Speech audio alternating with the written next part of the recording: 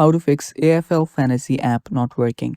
Hello guys, this is Atticus and welcome back to another video. In today's video, I'm going to teach you how you can fix AFL Fantasy app not working. So without any further ado, let's dive right into it. So if your AFL Fantasy app is not working and it crashes or gives you errors, what you'll need to do is first just make sure that you have your Wi-Fi connection. Make sure that you're connected to the Wi-Fi. Sometimes your Wi-Fi is just the problem. So make sure that you're connected to the internet. Make sure that the internet is good and stable. You can also use your mobile data if you'd want.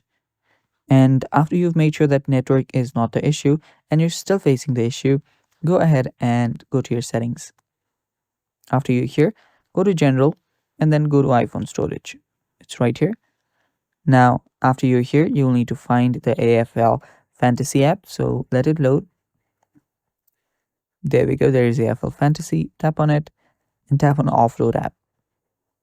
Confirm it and the app will get offloaded and you'll see the reinstall app option. Now, when you reinstall the app, your app will get reinstalled, but all the cache will get cleared out. After the cache gets cleared out and you're good right here, you might want to go ahead and open the app after it finishes reinstalling. After it finishes reinstalling, you can open the app up and check if the problem has been fixed. If it's been fixed, great, you can start using it like normal. If not, you can go ahead, go to your app store, go to the search bar, search for AFL Fantasy. And if you see an update available, tap on update and update the app since updates come with bug fixes and stuff. So yeah, that should fix your problem, and that's it for today. Thanks for watching. Stay tuned for more and